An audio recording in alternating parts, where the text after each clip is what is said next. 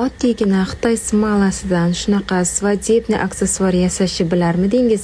Bo'lmasa videoni oxirigacha tomosha qiling. Bugun sizlar bilan ajoyib svadebniy aksessuar yasaymiz. Birinchi bo'lib shunaqa yaproqchalarimizni smalaga botirib olamiz. So'ngra qotgandan keyin shlak lak yordamida ularga rang berib olamiz.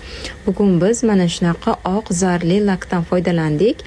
Mana ko'rib turganinglarda shunaqa ajoyib rang paydo bo'ldi va buni 2 daqiqaga lampaga quritishga qo'yamiz. Bu orada yaproqchalarimiz qurigunicha gullarimizni o'rta qismiga noto'g'ri razmerdagi xrustallarimizdan shunaqa shoxchalar chiqazib yasab olamiz. Agar xohlasanglar mana shu joyiga sirkon toshlardan foydalanib qo'ysanglar ham bo'ladi qizlar. Hozirgi kunda onlayn kursimga katta chegirma ketyapti. Atiga 50 ming so'mga shunaqa sifatli darsliklarimni 40 tasini sotib olishingiz mumkin. Kurs haqida batafsil ma'lumot olish uchun Directdan kurs so'zini yozib yuboring, batafsil ma'lumot beraman.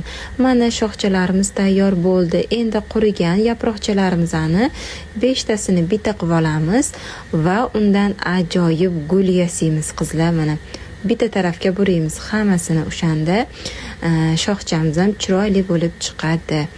Mana 5 ta yaproqchali gulchamiz tayyor bo'ldi. Boyaga yasagan shoxchamizni o'rtasiga qo'yib olamiz. Shunaqa chiroyli gulimiz hosil bo'ladi. Bundan ko'p qilib yasab olasizlar qizlar. Mana qaranglar qanaqa chiroyli chiqqan. Shunaqa ko'p qilib yasab oldim.